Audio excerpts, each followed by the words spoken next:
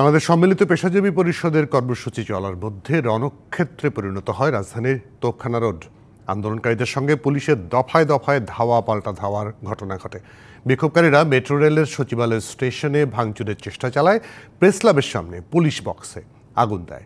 পুলিশও tear shell, rubber bullet এবং sound grenade নিক্ষেপ করে। এসব ঘটনায় পথচারী সহ অন্তত ৩০ জন আহত হন।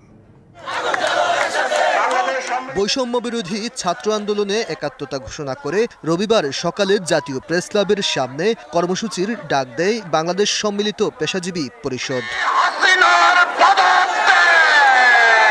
এই সমাবেশে সাংবাদিক, আইনজীবী, শিক্ষক, চিকিৎসক, প্রকৌশলীদের একটি অংশ যোগ দেয়। বেলা বাড়ার সঙ্গে সঙ্গে এই সমাবেশের জমায়েত বাড়তে থাকে।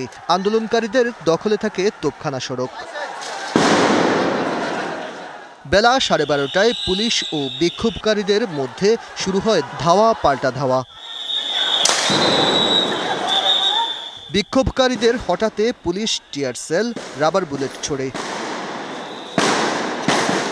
এক পর্যায়ে বিক্ষোভকারীদের একটি অংশ জাতীয় প্রেস ক্লাবের সামনে পুলিশ বক্সে আগুন দেয়। ভেঙে ফেলে প্রেস ক্লাবের সামনে সিসি ক্যামেরা।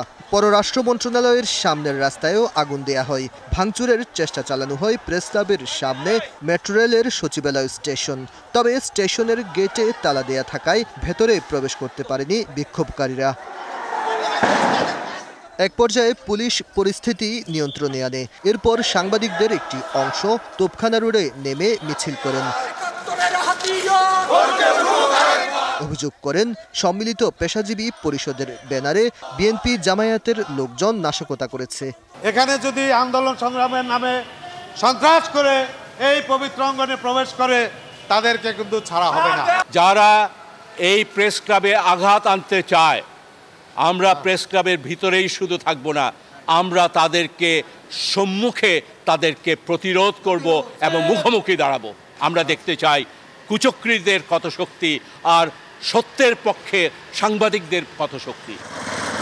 রাজধানীর তোপখানা রোডটি অত্যন্ত গুরুত্বপূর্ণ, কারণ এই সড়কের পাশে রয়েছে পররাষ্ট্র মন্ত্রণালয়, জাতীয় প্রেস ক্লাব এবং সচিবালয়। উচ্চ আদালত পাড়াও এই সড়ক থেকে খুব বেশি দূরে নয়। বিক্ষোভকারীদের সঙ্গে কয়েক ঘন্টা ধাওয়া পাল্টা ধাওয়ার পর বিকেল থেকে তোপখানা রোডটি পুলিশের নিয়ন্ত্রণে আসে। Aditya Rafat, DBC news, Dhaka.